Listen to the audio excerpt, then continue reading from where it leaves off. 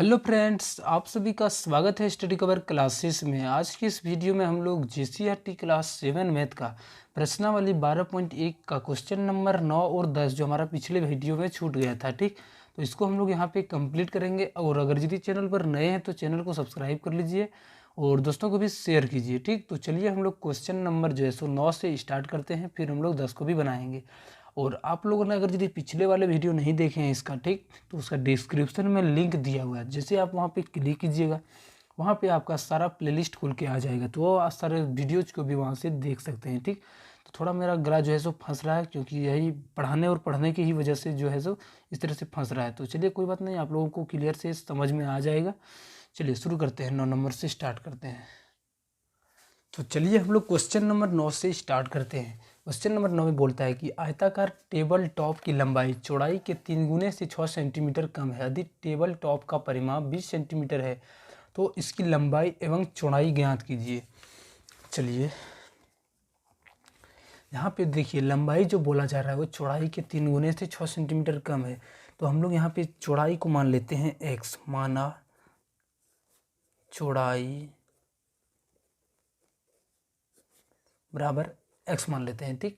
तो यहाँ से इसका लंबाई हम लोग पता कर लेंगे। तो लंबाई जो बोल रहा है चौड़ाई का कितना है, तो ये 3 गुना का 6 कम है। तो इसको 3 गुना यानी 3 से गुना करके कम माने इससे 6 माइनस कम कर देते हैं, यानी 6 आ जाएगा। अब इसका परिमाप दिया हुआ है, ठीक। तो टेबल टॉप का परिमाप लिखेंगे यहाँ पे, टेबल टॉप का परिमाप क्या होता है। तो यहाँ पे टेबल जो है आयताकार टाइप का है, तो ये 20 सेंटीमीटर दिया हुआ है, इसके जगह पर हम लिख दिए।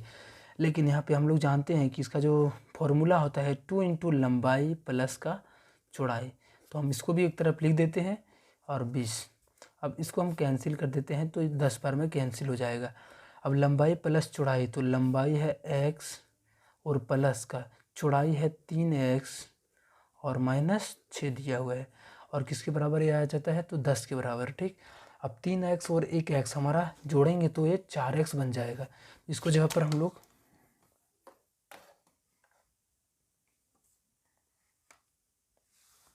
तो इसके जगह पर हम लोग लिखेंगे 3x और 1x 4x और माइनस का 6 बराबर में 10। अब 4x ऐसे हो गया। अब इस जैसे उधर जाएगा तो प्लस माइनस से ये प्लस में चेंज हो जाएगा, यानी 10 और प्लस 6, 4x बराबर 16 हो जाएगा।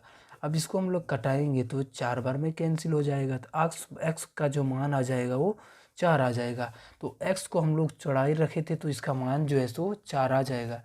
अब हम लोग यहाँ से लंबाई निकालेंगे तो x का मान इसके जगह पर हम रखेंगे तो 3 और गुना से x यानी 4 से गुना और माइनस का 6। अब 3 चौका 12, 12 में से 6 जाएगा तो 6 सेंटीमीटर। ये आपका चौड़ाई हो गया और ये आपका लंबाई, ठीक। तो अच्छे से आपको समझ में आ गया होगा। हम लोग नेक्स्ट क्वेश्चन की ओर बढ़ते हैं 10 नंबर पर। और अगर यदि अभी तक चैनल को सब्सक्राइब नहीं किए हैं तो वो चैनल को सब्सक्राइब कर लीजिए। आप इस तरह से मैथमेटिक्स में फुल नंबर के लिए आप इस तरह से लिख सकते हैं, अतः चौड़ाई बराबर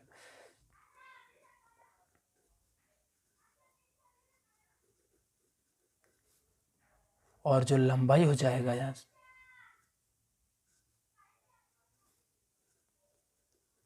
6 सेंटीमीटर हो जाएगा, ठीक। अब चलिए क्वेश्चन नंबर हम लोग 10 नंबर पर आते हैं। प्रतिमा काजल से 2 वर्ष बड़ी है, दोनों के उम्र का योगफल 30 वर्ष है, तो दोनों की उम्र ज्ञात कीजिए। देखिए हम लोग हमेशा छोटा वाले को ही x मानते हैं। तो चलिए यहाँ पे देखिए, प्रतिमा जो है एक लड़की है, वो काजल से 2 वर्ष बड़ी है, तो यहाँ पे छोटी कौन हो जा रही है, तो लड़की छोटी जो हो जा रही है वो काजल हो जा रही है। तो हम लोग काजल की आयु को मानेंगे x। माना काजल की आयु x मान लेंगे, ठीक। तो यहाँ से प्रतिमा की जो आयु हो जाएगा, प्रतिमा की आयु कितना हो जाएगा, तो इससे 2 साल का बड़ा है तो x से प्लस 2 हो जाएगा, ठीक। अब दोनों के उम्र का योगफल, और ये दोनों एक x काजल की आयु जो है x हो गया है और प्रतिमा की जो आयु है वो x प्लस 2 हो गया है, ठीक। अब इन दोनों का एज का योगफल, ये हमारा काजल का योग और ये हमारा प्रतिमा, दोनों का मतलब योगफल जो बोला जा रहा है वो 30 है। तो इसके बराबर हम लोग 30 करेंगे। x और x 2x हो जाएगा और प्लस का 2 बराबर में 30। अब 2x को यहाँ पे रहने देते हैं और 30 को भी यहाँ पे रहने देते हैं, लेकिन प्लस से जब उधर में हम लाएंगे तो ये माइनस में चेंज हो जाएगा। 2x का बराबर आ जाएगा, 30 में से 2 जाएगा 28। ठीक, अब इन दोनों का जो है सो हम लोग कटा देते हैं इस तरह से। तो 2 से कितना, x से कितना बार में, 2 से 14 बार में x का जो मान आ जाएगा वो 14 के बराबर आ जाएगा। और x ही किसका आयु माने थे, तो काजल का आयु। और प्रतिमा की जो आयु हो जाएगा तो 2 साल बड़ा, यानी x के जगह पर पहले 14 रखेंगे और प्लस 2 इक्वेशन से, तो 14 और 2 16 हो जाएगा। हम यहाँ पे फिर से लिखेंगे कि अतः काजल की आयु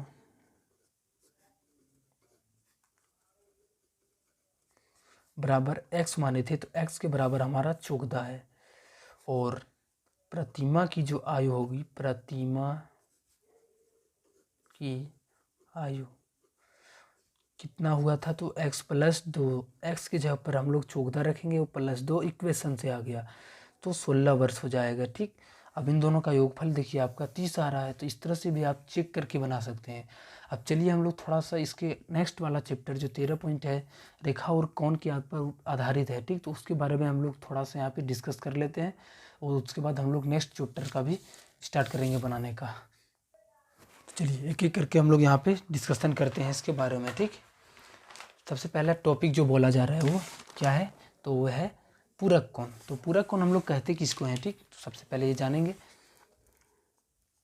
जिसका मान 90 डिग्री हो तो उसे हम लोग पूरक कोण कहते हैं। ठीक, तो आप लिख सकते हैं कि 90 डिग्री को ही पूरक कोण कहा जाता है, पूरक कोण कहा जाता है। अब आपसे क्वेश्चन कैसा पूछा जाएगा, तो देखिए कोई संख्या आपको दे देगा 90 से छोटा, ठीक, 45, ये आपका संख्या दिया गया।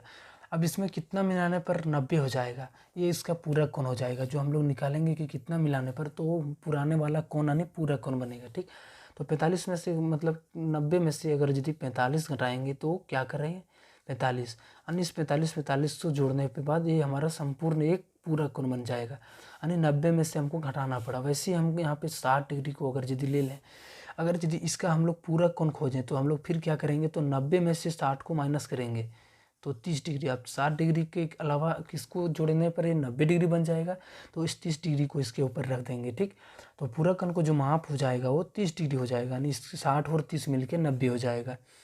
चलिए अब नेक्स्ट संपूरक कोण का मान, तो इसका जो मान होता है संपूरक कोण का मान 180 डिग्री होता है। ठीक, संपूर्ण एक कोण होता है, यानी किसको, जैसे हमारा पूछा जाए कि 90 का जो है सो संपूरक कोण का मान, तो 90 में कितना जोड़ने के बाद हमारा जो है सो 180 हो जाएगा, तो 90 में से 90 जोड़ने के बाद हमारा 180 हो जाएगा। ये तो हम लोग अंदाज लगा के किए, लेकिन एक और मेथड है कि सबसे पहले हमारा होता कितना है संपूर्ण कोण का मान 180, और जिस कोण को दिया है उसको हम लोग घटा के निकालेंगे तो ये भी मान 90 आ जाएगा। यहाँ पे हम लोग जोड़ के निकाले थे और यहाँ पे हम लोग इस तरह से मान रख के भी बना सकते हैं। ठीक, तो संपूरक कोण अगर यदि कहीं पे फिर से बोला जाए 110 डिग्री का, तो क्या करेंगे, तो 180 में से इसको माइनस करेंगे, तो 180 में से 110 जाएगा, 70 डिग्री हो जाएगा इसका संपूरक कोण का मान। अब नेक्स्ट हम लोग बात कर लेते हैं शीर्षाभिमुख कोण के बारे में। ठीक,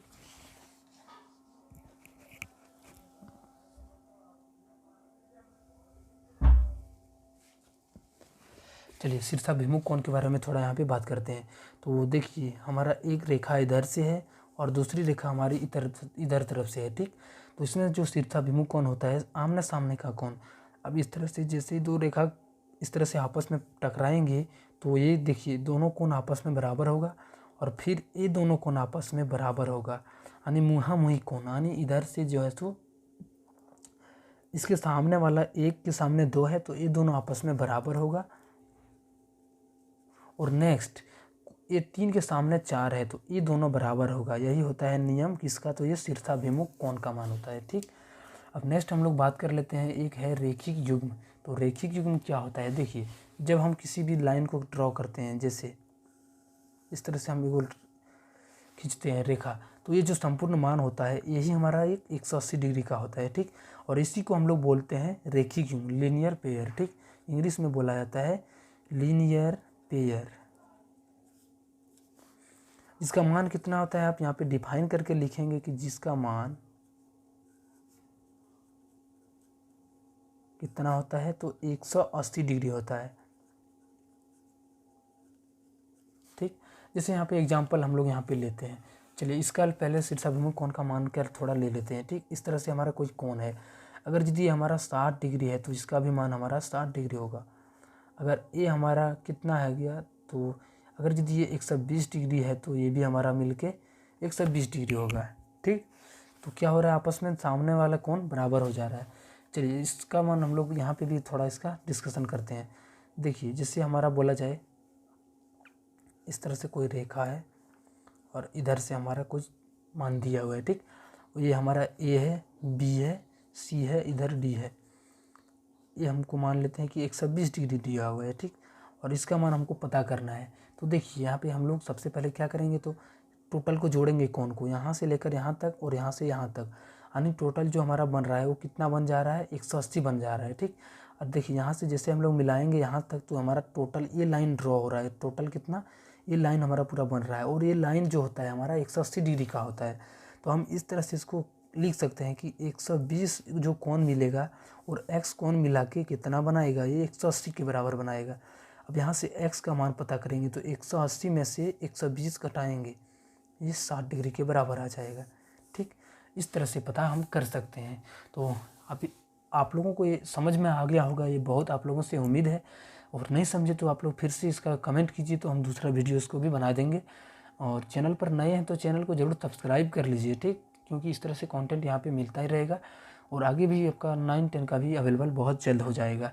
तो चलिए मिलते हैं नेक्स्ट वीडियो में, और बाय।